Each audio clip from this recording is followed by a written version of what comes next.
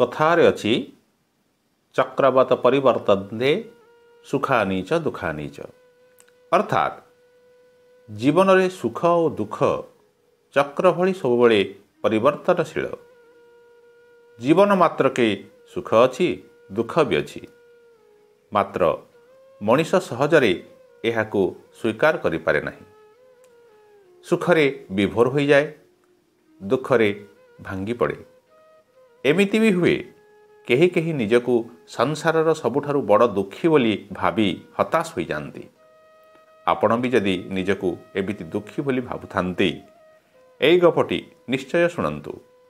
ନିଜକୁ କେବେ ବି ଆଉ ଦୁଃଖୀ ବୋଲି ଭାବିବେନି। ଏବେ ଚାଲନ୍ତୁ ଶୁଣିବା ଗପଟି। ଜଣେ ନାଉରିଆ ଥିଲା। ଥରେ ସେ ନଈ ଘାଟରେ ବସିଥିଲା ବେଳେ ଜଣେ ପଣ୍ଡିତ ସେଠାକୁ ଆସିଲେ। ସେ ବିଭିନ୍ନ କାରଣରୁ ଭାରି ଦୁଃଖରେ ଥିଲେ। ତାଙ୍କ ପତ୍ନୀଙ୍କ ସହିତ ତାଙ୍କର ପଡ଼ୁନଥିଲା। ପିଲାମାନେ ବି ତାଙ୍କୁ ଖାତିର କରୁନଥିଲେ।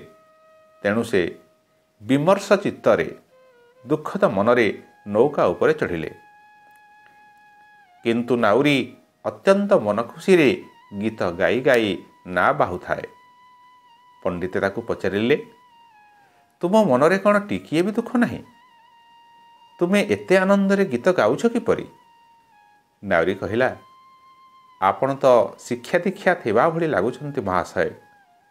ମୁଁ ହେଲି ମୂର୍ଖ। ଆପଣ କେମିତି ଭାବୁଛନ୍ତି ଯେ ମୋ ଜୀବନରେ ଦୁଃଖ ନାହିଁ ବୋଲି?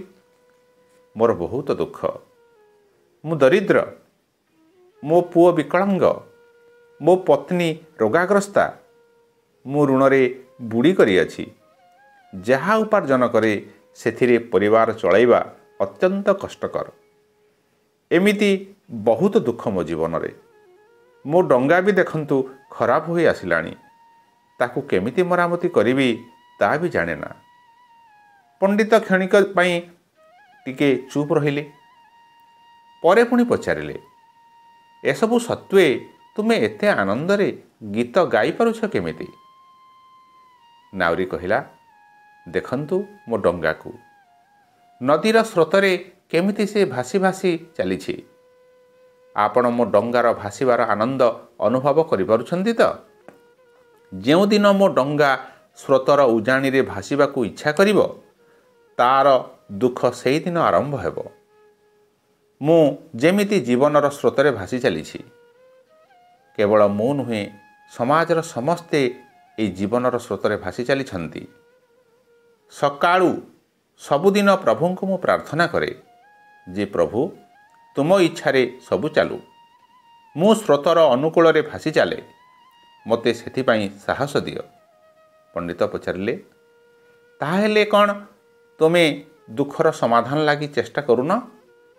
ନାଉରୀ କହିଲା, କରେ, ନିଶ୍ଚୟ କରେ, କିନ୍ତୁ କଷ୍ଟ କାହିଁକି ପଡ଼ିଲା ବୋଲି ଭାବି ଦୁଃଖ କରେ ନା।